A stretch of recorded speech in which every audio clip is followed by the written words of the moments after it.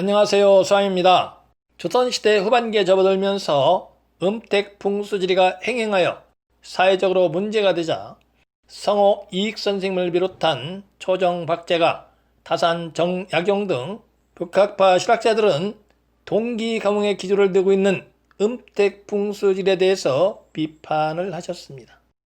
또한 실학자이시고 천문학자로 널리 알려져 있는 탐원 홍대용 선생님도 무덤의 기륭과 자손의 화복이 동일한 기의 가몽에 의한 것인지에 대해서, 즉 동기가몽에 대해서 중형을 당한 제서의 고통이 그의 아들에게 옮겨졌다는 말을 듣지 못하였는데 하물며 그의 혼백에 대한 가몽은 터무니없다라면서 비판을 하셨는데요. 이와 같이 동기가몽론에 대해서 비판을 하셨던 홍대용 선생님 묘를 살펴보기 위해서 충남 천안시 동남군 수신면 장산리 462-22번지에 도착을 했습니다. 홍대용 선생님은 과연 어떤 곳에서 영면을 취하고 계실까요? 묘지로 올라가 보겠습니다. 앞에서 본 모습입니다.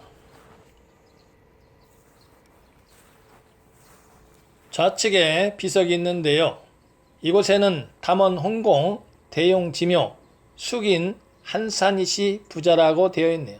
이와 같이 부부를 합장을 할 때는 앞에서 산쪽을 봤을 때 남자를 좌측에 여자를 우측에 모시는 것이 상례입니다. 그리고 배우자가 둘일 때는 남자는 가운데, 첫째 부인은 좌측에, 둘째 부인은 우측에 모시는 것이 상례입니다. 이런 것은 간단한 문제인데요. 아직도 혼돈을 하시는 분들이 간혹 있어서 말씀을 드렸습니다. 성물은 비석과 망주석이 다입니다. 아주 소박합니다.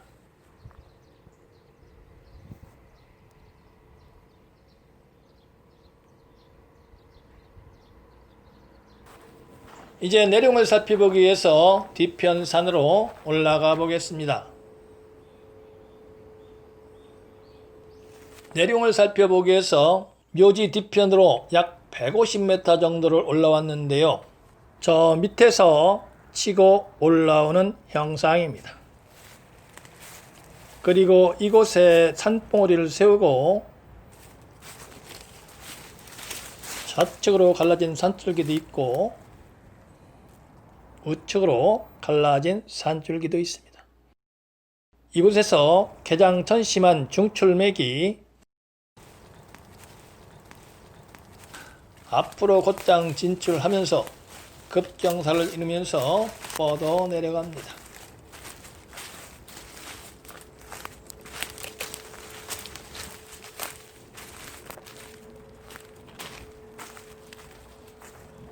이곳에서 평을 이루던 용맥이 좌측으로 요도를 뻗고 우측으로 방향을 전환하면서 다시 급경사를 이루면서 밑으로 내려갑니다.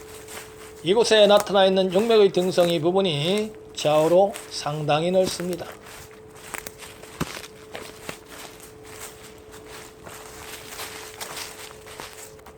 이곳에서 또다시 좌측으로 요도를 뻗어서 지지한 후에 우측으로 방향을 바꿉니다.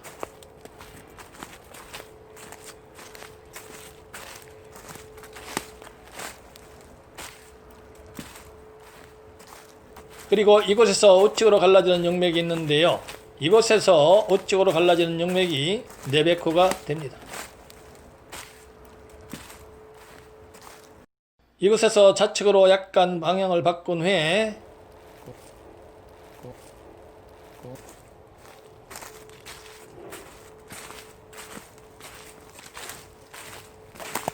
약간 내려앉았다가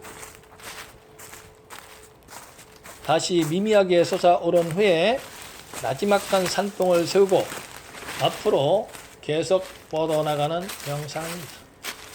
그리고 이곳에서 우측으로 갈라진 용맥의 끝자락에 묘지가 자리잡고 있는데요. 이곳에서 묘지는 약 45m 정도에 불과하므로 아주 가깝다고 할 수 있습니다. 그리고 별다른 변화 없이 묘지로 입수가 되기 때문에 입수 육격 중에 행룡 입수라고 할 수 있는데요. 아쉽게도 묘지로 입수하는 용맥의 반대편은 일부 훼손이 되었기 때문에 행룡입수의 요건인 기성이 있었는지 여부는 알 수가 없네요.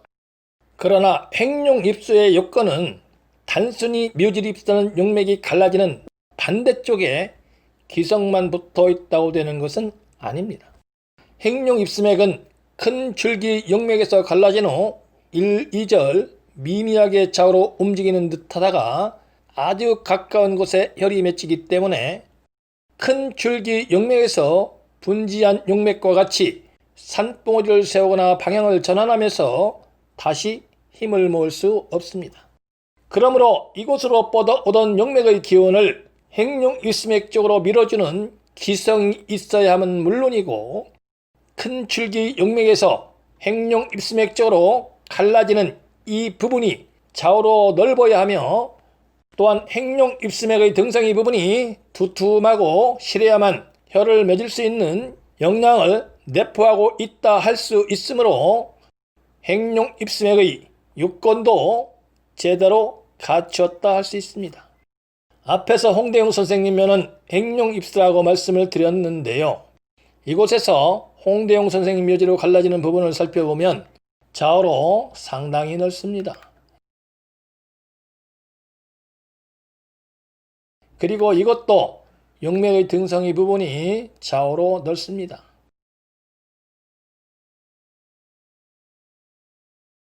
이것도 넓습니다. 홍대웅 선생님 묘로 입사는 행룡입수맥은 훼손이 되어서 기성은 확인할 수 없지만 혈이 맺힐 수 있는 영양을 내포하고 있다는 것을 알 수 있습니다. 이곳에서 경사를 이루면서 뻗어내린 용맥이 평평해진 땅이 맞닿는 곳에 묘지가 자리 잡고 있습니다. 묘지를 중심으로 좌측도 넓고 우측도 상당히 넓습니다. 좌측령은 이곳까지 길게 뻗어나가 있고, 그리고 이곳으로 길게 뻗어내리는 우백호도 있습니다. 안산도 있습니다.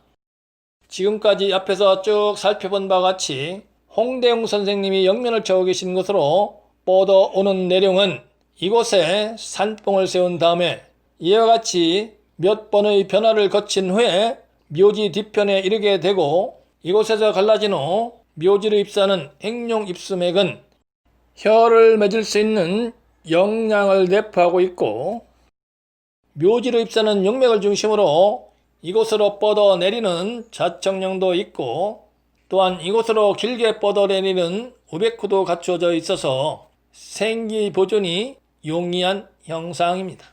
또한 읍내 양수처에 묘지를 조성하였으니 정확한 위치에 점혈을 하였다 할 수 있습니다.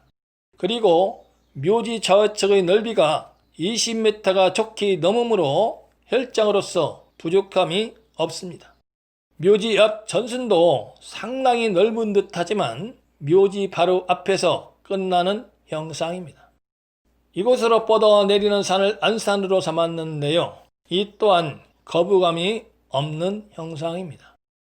그리고 묘지 좌우측에서 흘러나온 고륙수, 즉 내당수는 묘지 앞 좌측으로 빠져나간 후에 병천천으로 흘러들어 남쪽으로 빠져나가는 형세를 이루고 있으므로 내당수가 일부 역으로 빠져나가는 형상이므로 이 또한 좋은 형상을 이루고 있다고 할 수 있습니다.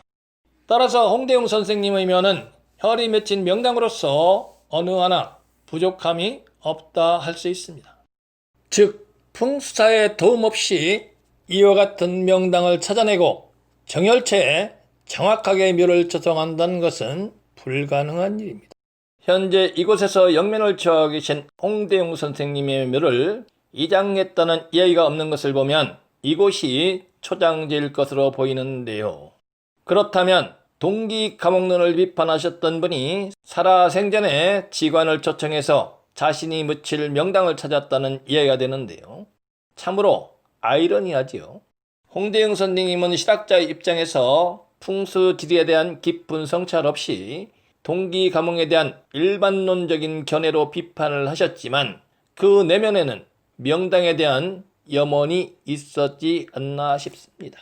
이는 우리 민족이라면 누구나 가슴 한켠에 명당에 대한 염원이 있기 때문이라는 말씀을 드리면서 오늘의 영상을 마무리하고자 합니다.